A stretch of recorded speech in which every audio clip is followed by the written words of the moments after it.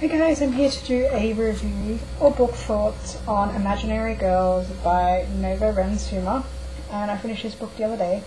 Now, I actually really enjoyed this book. I went into it reading a couple of reviews, and the majority of the people thought, that didn't like it. So I was a bit hesitant about reading it because I'd heard some interesting things about it, and I guess when you hear a lot of bad things or a lot of negative things about a book, it kind of makes you a bit leery about reading a book too.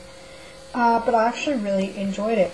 What I liked the most is, and what really stopped me from reading, or started me reading it faster and faster rather, is Nova's writing style. Now, it did take me a little bit to get into because it's definitely not one of the kinds of writing styles that I'm used to, or one that really, it just takes me a long time to get into slow starting books, and it did start slow, and it was a lot confusing at the start as well, but as I read it, I really appreciated the fact that it was new to me, it was fresh to me, this voice and writing style, and the way that she constructed her book, and the way that it pretty much was.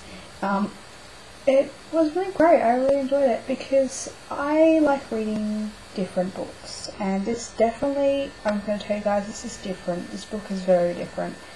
I'll read you the synopsis too. It says, Chloe's older sister Ruby is a girl everyone looks to and longs for, who can't be captured or caged. After a night with Ruby's friends goes horribly wrong, and Chloe discovers the dead body of her classmate under the haze floating in the reservoir, Chloe is sent away from home, away from Ruby.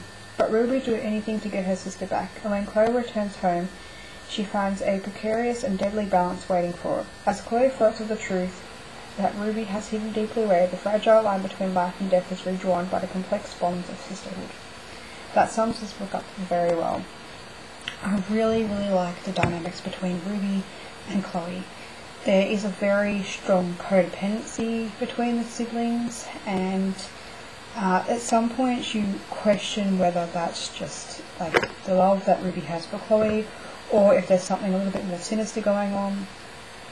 All the characters seem to be very dead, devoid of personality, and I think that is because Ruby is made to be the shining light. Even Chloe in the book seems to be the sort of robotic person who follows Ruby's every word and whim, and who really just depends on everything she says, as does the whole town. So when things start going a little bit astray and Chloe starts questioning her sister's motives and questioning what her sister has and whether she has any abilities or anything like that, then it really gets interesting, because we see a different side of Chloe as she sort of unfolds herself and comes into herself a little bit more, and the way that the town treats her as well. Whenever Ruby's not around, the town treats her like trash, pretty much. They trash talk about her and about her sister, and that's interesting too, to read about, like, kind of reflecting upon or projecting on somebody after you have all these mixed feelings about them. I really love the setting. I don't know if Olive is a real place or if it's just made up, but the mystery behind Olive was very fascinating. I really like things about sort of ancient cities, or ancient, like, sort of like, you know, Atlantis, how it was underneath water or whatnot. I guess Olive is kind of like this. Basically, Olive has been underwater for many years, and you find out why. And it's kind of like this creepy underwater world where people get dragged under, and it kind of sets the town on edge a little bit. It definitely sets Chloe on edge, which is interesting, but she's not really allowed to go near the water. You find out why. And yeah, I just thought that was really interesting, and it had this whole undertone of being some sort of supernatural story. because Ruby has these abilities, I guess you can say, but it's never really pinpointed whether she has these abilities or whether it's just sort of power of persuasion, and that made the book really much more interesting as well. So you never really know. So it's up to, I guess it's up to the reader's perception of whether or how they interpret the book. And I really enjoy books like that because it kind of makes me think. And this book did make me think a lot.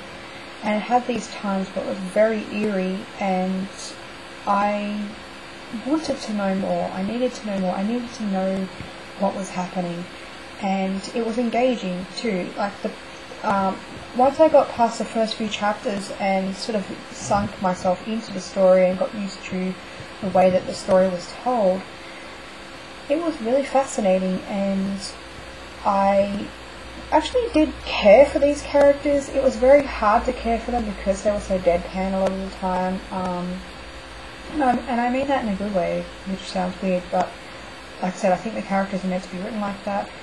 But I did care for Chloe, and I wanted to know more about Ruby and her situation, and I wanted to know what made them like that. And I guess for me it was enjoyable too because it felt like it was highly a contemporary novel. I think it's a contemporary novel.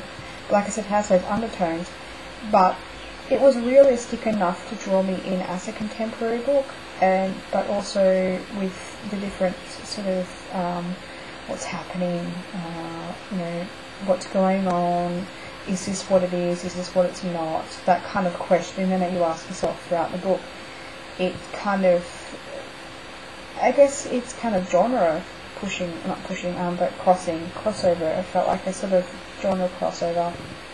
So if you do like a little bit of sort of supernatural elements or magical realism in your contemporary books and things like that, I think you would enjoy it. I don't think this book is for everyone, and that's been proven too. It's not your typical book, let's say that, and it's kind of one of those books where nothing happens but everything happens. And if you've read a book like that, you know what I mean. Like, not a great deal happens, but through the characters' behaviour and interactions and things like that, you kind of get to see the characters a little bit more and the situations in their background. And yeah, it's not like an epic fantasy or anything like that. It's not like a supernatural love triangle or anything like that, which I appreciated, which I think is why I love it so much, or like it so much.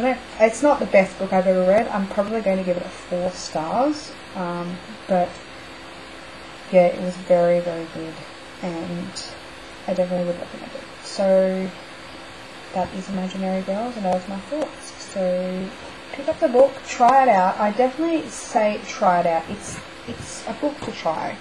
If you can get at least halfway through it, then and finish it, yeah, I think it's a great book. I'm not sure if I think she does have some other other novels out, which I'll probably check out rather.